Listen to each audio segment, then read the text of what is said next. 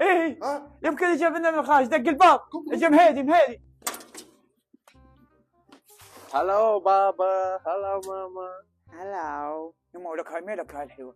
ولك هاي ملخ. يما هاي زوجتها بالخارج، اسمها فراولة. الله يفرول عظامك ان شاء الله.